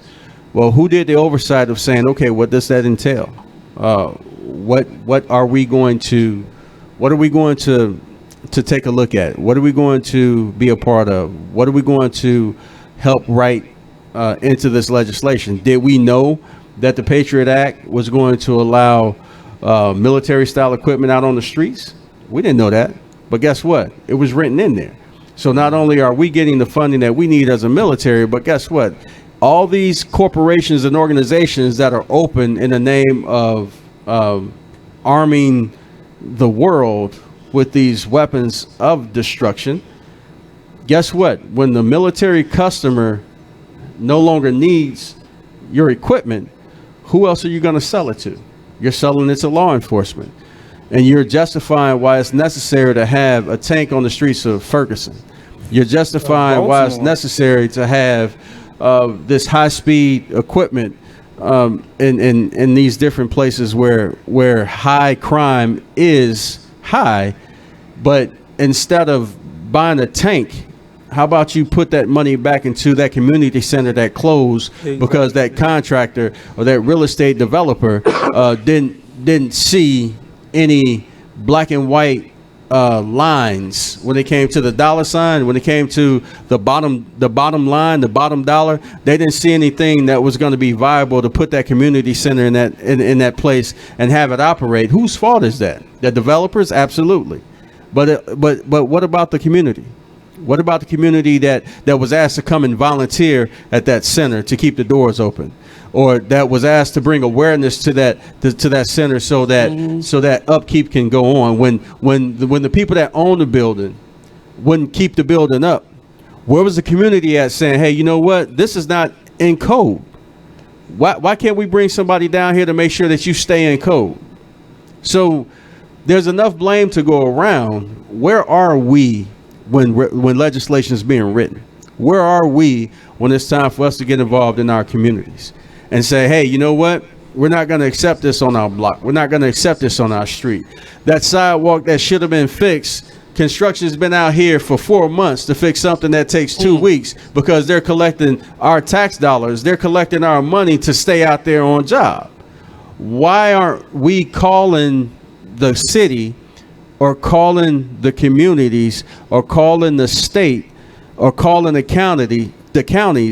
Why aren't we calling them on the carpet when it comes to accountability?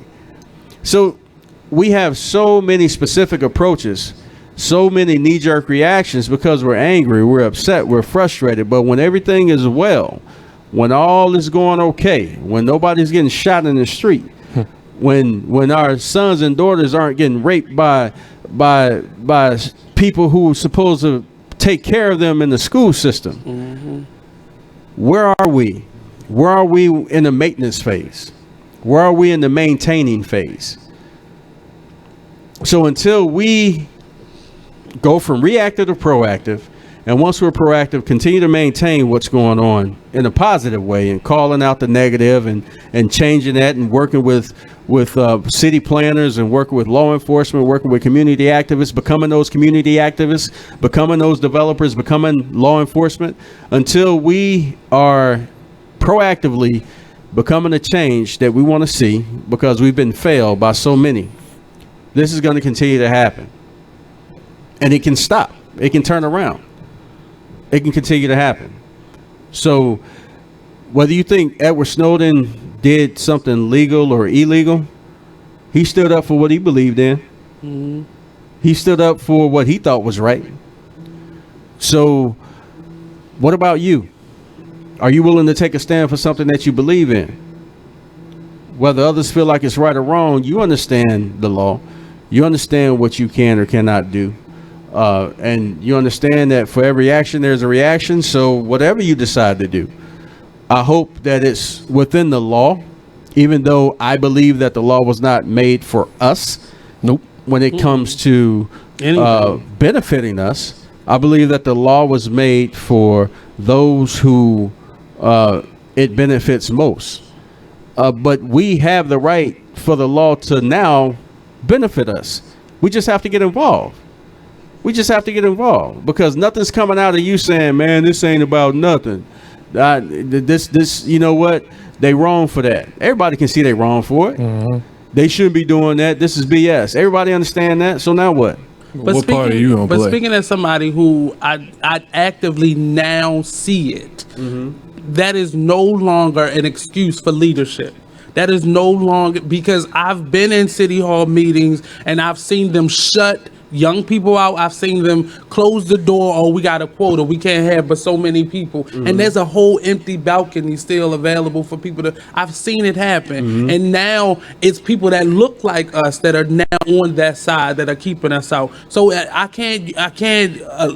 I'm not saying allow, but I can't take that as a excuse for why things can't happen. Because for so long, people that live in the city, oh, you don't own your house, so you can't really say anything about what's going on because the homeowner has something to do with this. Nobody's paying taxes, but somebody is paying taxes on that property in the city. But because I'm renting it, I have less of a say, or because I don't own that property, period, or all these vacant it's just excuses on top of excuses. And it all leads up to, I need to keep this money in my pocket as a leader. I need to continue to be a leader. And I don't really care what these people over here have to say, because they really don't amount to anything. Thinking for people, making decisions for people. I've seen plenty of people who fight to keep schools open. Like, nobody has moved out of the city. These students still are there. They have to now go across the town or on the other side of town to go to school because someone thought for the people that lived in that area. Oh, I think it's better if we just close this school down and put that money into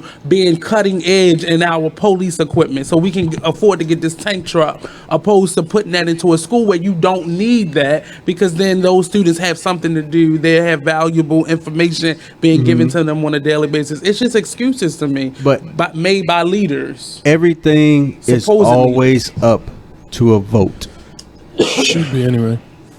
Everything is always up to a vote. Now, whether we vote or not, that's the question. Obviously, we don't, because when the community is saying we want a school open and the elected officials saying, no, we need to close this school because it's better, these resources can be put over here, there. It's like, no, didn't nobody ask us.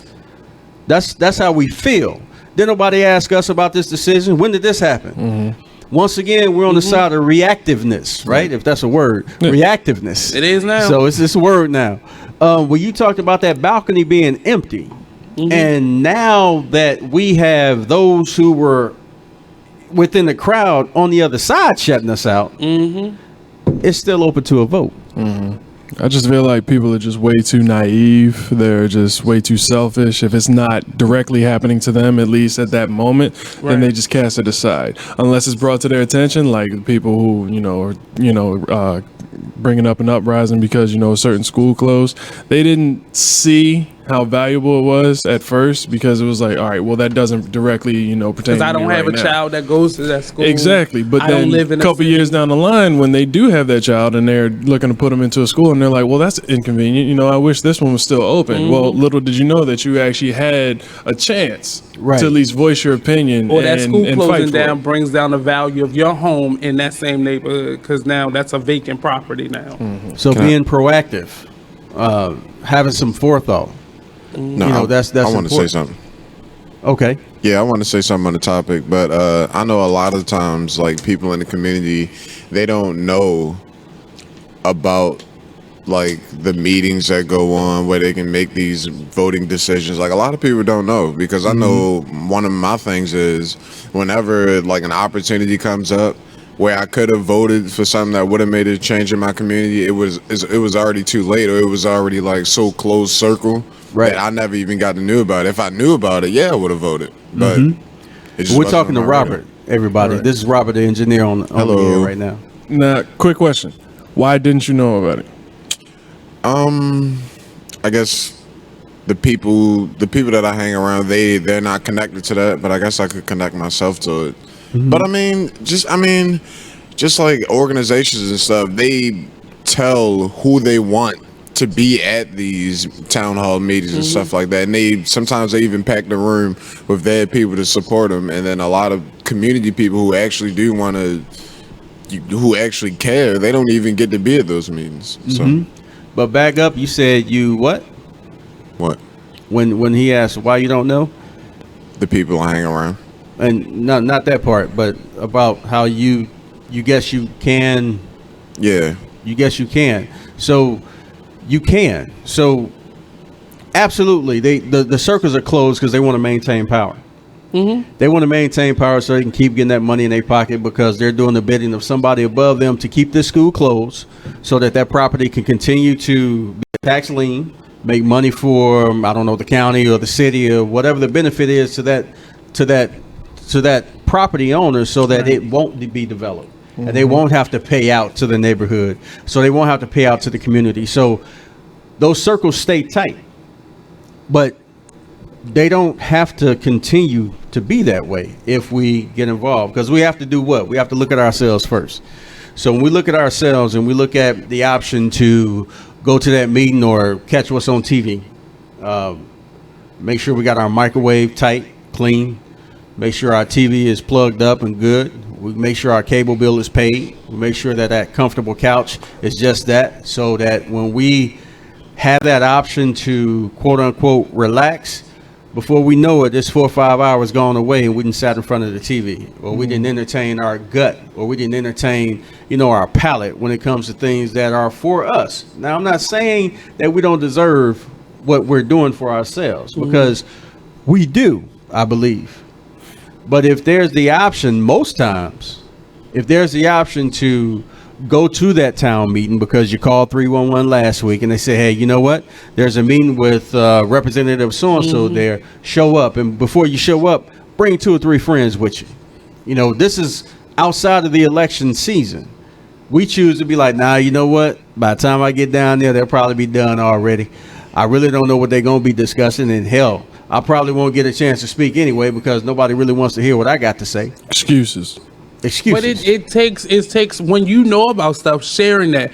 Just like people don't know, every Monday they have a meeting down at City Hall that is open to the public. And a lot of the things that are getting decided on are brought up on Monday for people to vote on, where you could be in there and voice your opinion and give your input for them to take the vote in consideration, the vote.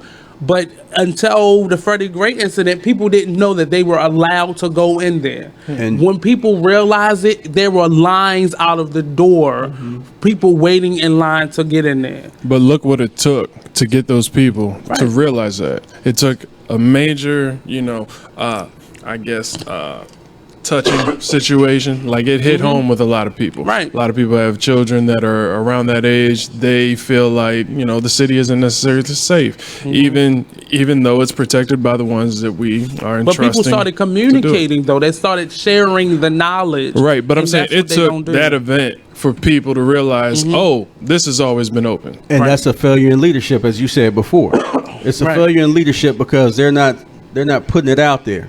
Well, they don't want that. Like you said, they don't want them to come. That's right. Because then they go see the nonsense that I am as their elected official, and I can't get on my soapbox from time to time and say, well, you know, I've done this. So I can clearly see what you're not doing. Outside of the election cycle, right? Exactly. So, for what I would say, you're absolutely right. When it comes to wanting to get involved, wanting to be a part of something, then by the time you hear about it, because there are elected officials who have failed you to tell you about it because they want to keep that power within those tight circles. By the time you hear about it, it's like, well, dang, that would have been nice to know. It's already been decided. Like, already been decided. Like our bus system, that was something. It was they do these soft announcements where they announce it in places where people not gonna read it, people not gonna hear about it, but the meetings are happening. And they make decisions based on people not coming to the meeting. So, okay, so nobody's going to come, so this is what it is. And they know they put it in places where people are not going to see it or hear about it. Like a half-mile radius around where it's supposed to be. And I bet Little brother Brandon Jones was on the show before, you know, Right. real estate extraordinaire. I'm sure he can attest to that when there's properties that need to be bidded on, auctions, they do it in real small print. And it's done right before the actual event. But they're within their guidelines to do it that way. Exactly. To do it that soon because somebody voted on it. Somebody made that decision. So I challenge you to register to vote.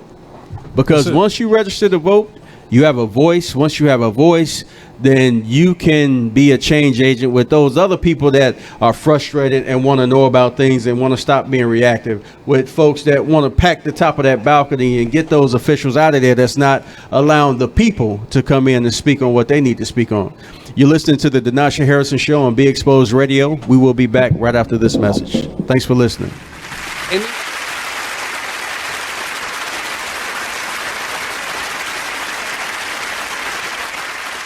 Thank you for tuning in to BeExposedRadio.com.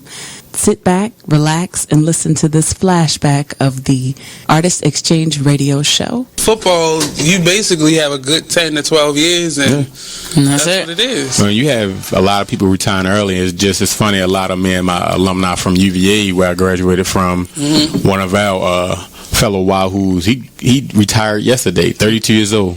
To Shaw Ferguson, and he's been in the league like 10 or 12 years. So like you said, a lot of guys are making that change on their own now because they're seeing a lot of things from the concussion movement, right? Stuff that's been happening.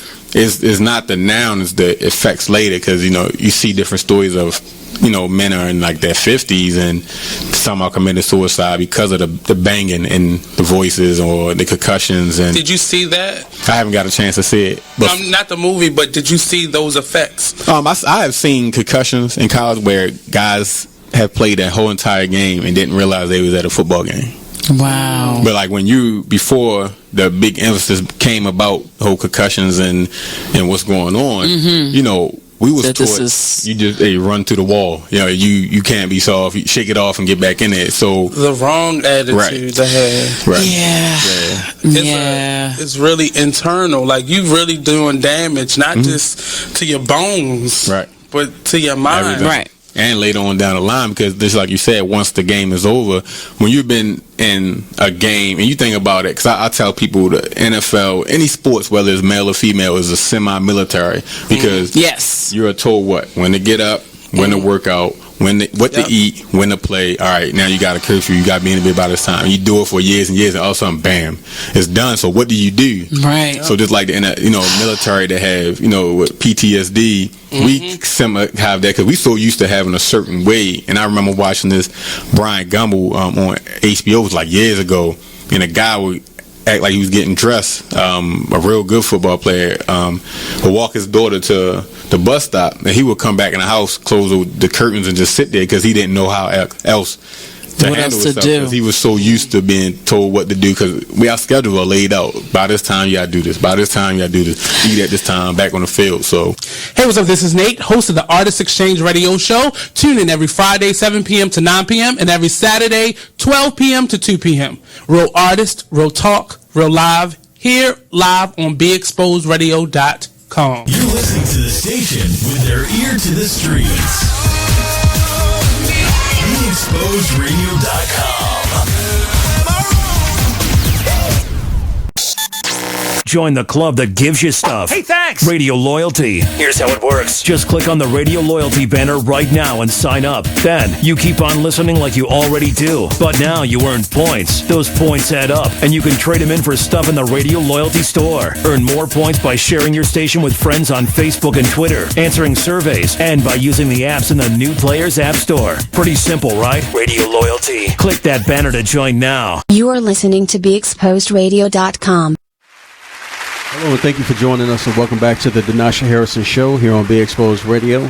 If you've been listening, we've been talking about a whole host of things going on about rights, voting, injustice, truck driving, sharing personal stories, and I want to thank the participants of the show, Phil Jackson, Nate, even Robert made a comment from last segment about how he feels about what's going on in the communities and how he feels like, you have to be so reactive. And if you can just speak on that a little bit more before I go into my next subject. All right, so I'm 23 and I've been living in Baltimore my whole life, and I know a really big problem that young people have, just not even in Baltimore City but just in general, is just trusting older representatives, because a lot of times younger people will go to these events where we should be making decisions, and all they do is just wait for us to talk, and then they just clap. They don't really make real change, and then they tell us oh yeah, so let's say for instance I go to the city hall and I'm like, all right, well, I don't like school police because they keep hitting all the kids, so what can we do about that? Oh, well, we're working on that right now, and we're really looking into that. But are you really doing that? They kind of downplay it, don't they? Yeah. Okay. There's a saying that says, "Move silent until it's time to call checkmate." So, our voice is very powerful, very important. Our commitment behind that voice, and our provisions behind the vision is so important. And what I mean by that is this: when you voice your opinion and you get the political rigmarole of, that has been an issue for so long and we're really trying to change that. Currently, we have somebody looking into it and there should be an investigation sometime in the near future. Thank you for your comment. Next question. When you get that type of answer, turns you off. You don't want to have anything to do with that, because you know just right then when you've expressed yourself and opened yourself up that nothing happened. So here's a recommendation for a solution. We have cell phones, we have social media, and we have the 24-hour news cycle, and we have the names and numbers of representatives. So that same representative that told you, yeah, we're looking into it, and he don't tell you when, he don't tell you what's going to happen to that school police officer that continues to hit kids. When that happens, then we have to, at that point, go from the talking to the action. So we have to make sure that we do a multi-pronged approach to a solution. Call CNN. Don Lemon was down here in the middle of the street when the riots of Freddie Gray was going on. He was right there on Mondawmin, right on North Avenue. He's from Baton Rouge, Louisiana, so he knows about racism, just like many of them do. So my point is, when we say, okay, we gave you your opportunity, we're not going to stop coming, but you know what? You've had your chance to do right. We're going to talk to somebody else. We know that there's others that care. We have to continue to do the lead work. Hold Denasha accountable. Hey, Denasha, you know what? I went to this meeting, and this is what they said. Are you in a position to do something about it? Well, you know what? Thank you for calling me to action. So now that you call me to action, there's an obligation there.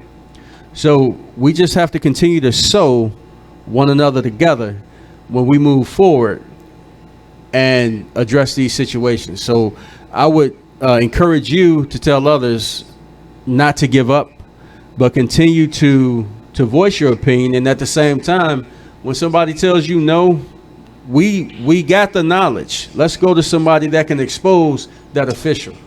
You know what I mean? And we're changing things with this radio show. We're changing things with this conversation, with this platform, and we're going to continue to do so.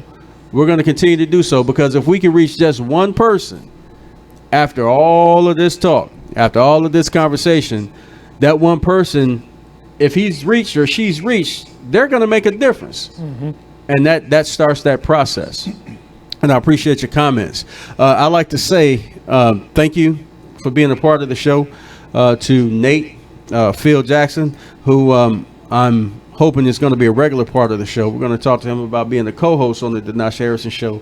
Actually, co-host / engineer when Nate's up in Philly or down in Florida or in the Caribbean. I'm not moving anywhere. When he's not leaving. When he's out and about doing his thing and he can't be here, when he's not around, we still got that dynamic going on in the studio. I really appreciate it. 110 East Lexington Street. That's where the show is located. Be Exposed Radio. That's Baltimore. If you're out and about, come on down. So I'd like to talk about my new time. This is my last broadcast from 10 to 12 on Thursdays, and Tuesdays and Thursdays was the time before 10 to 12. I'm moving to the nights now. I'll be on Thursday from 8 to 10, Thursday evening from 8 to 10, only Thursdays, so that's only once a week. What I want to do is I want to do more shows like these, get a better focus, get the word out. So sometimes you can do more by saying less. You can do more sometimes by being less visible. So on Thursdays from 8 to 10 will be the Denasha Harrison Show. So please join me then on Be Exposed Radio. When you tune in to Be Exposed Radio, if you're tuning in to BeExposedRadio.com, that's one way. Another way is YouTube. You can go to YouTube, or you can go to the Denasha Harrison Show Facebook page or Denasha Harrison Facebook page and find out what's going on for the Denasha Harrison Show. And I encourage you to check out the other shows on BeExposedRadio.com. The Artist Exchange is a wonderful show. The other shows that are on Be Exposed Radio, I'll let Nate shout those shows out. It's not important. It's about the Denasha Harrison Show. They can go to the website and find it. Just go to the website on Be Exposed Radio and check out the other shows, because the shows have wonderful content. There's something for everybody, and that's the goal of this radio show. That's the goal of this station, is to get the word out, is to let everybody know what we have going on, not only in the community, but in your business that you want to share. If you want to use this as a platform to share some wonderful things that you got going on, please feel free to do so. Support the Denasha Harrison Show. Sponsorship opportunities are available for you, so please take a look at that when you go online as well. The different sponsorship opportunities are available for you. So next Thursday on the Denasha Harrison Show, we'll be talking to Phil Jackson. If he's available, we're going to talk about his story, what's going on with him, and we may have some other in-studio guests as well. Stay tuned for that. Thank you for listening to the Denasha Harrison Show. I've enjoyed the daytime. Now it's time to move to nights. So I'll see you in the evenings on Thursdays from 8 to 10. Thank you for listening, and remember to always do the right thing.